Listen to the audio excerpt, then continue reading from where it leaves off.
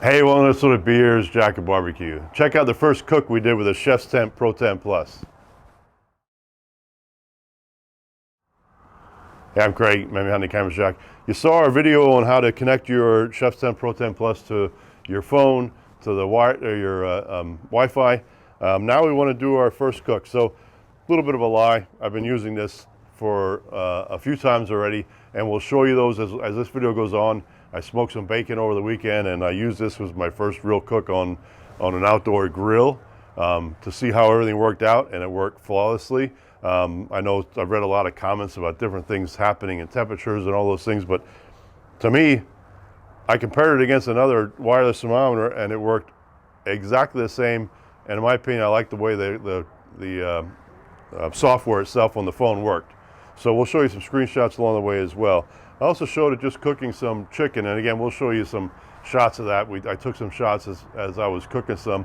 On just a panini press, I cooked some chicken breasts, and I used it to try it just to get an idea on how it's working. And so far, everything's working perfect. So hopefully when we show you this, we're gonna show you that.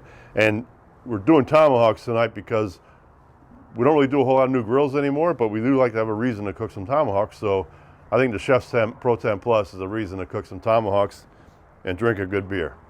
So let's show it in action.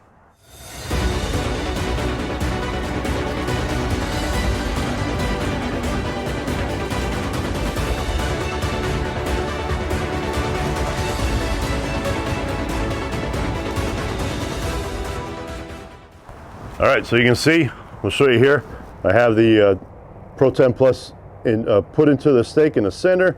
It reaches into about, which I think is the center for here, we'll see.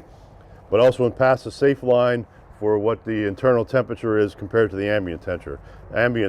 So, gonna get it on the grill, just gonna let it sit here for a while. We'll show you a shot a little bit later.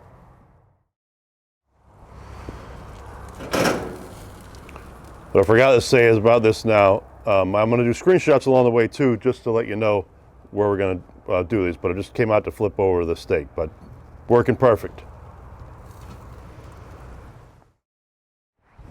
All right, so I want to take a reading back for the ChefsTemp to see where that's at. And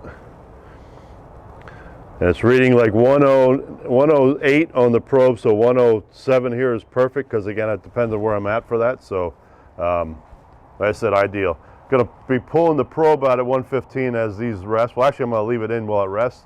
But other than that, before I sear these, I'm gonna pull it out. So we won't be showing any of that for the probe. But we'll give a little recap at the end here. As always, cheers. Here we are, and they're using that ChefsTemp ProTemp Plus. Worked flawlessly. Kind of mounted the grill, showed me that great temp the whole time. Grill was running maybe right 300 degrees or so, 350, but grill great temperature was keeping around 250 to 275 with this. Showed me the perfect temperature. I was probably off just a touch for the center of the steak, but it's basically a guide to get you there. So when I was showing about 115, it was probably about 112. So we went to 115. Then you remove that for searing. So you just don't want to damage anything while searing. But again, reading a lot of comments online about different ambient and different things having problems with. You know, we work with ChefsTemp, and I really love their products. So this isn't about that. It's about how good this is and how often you'll see that in our future videos. It just works. And that's all you want with a probe like that. So can't wait to show that off more often. We do have a bunch of screenshots that we'll kind of throw in there of how I set up the cook and all those things. I took screenshots along the way. We'll kind of mix those in the video here as you probably would have seen already. But I think it's a great product. Get one. Thanks for watching.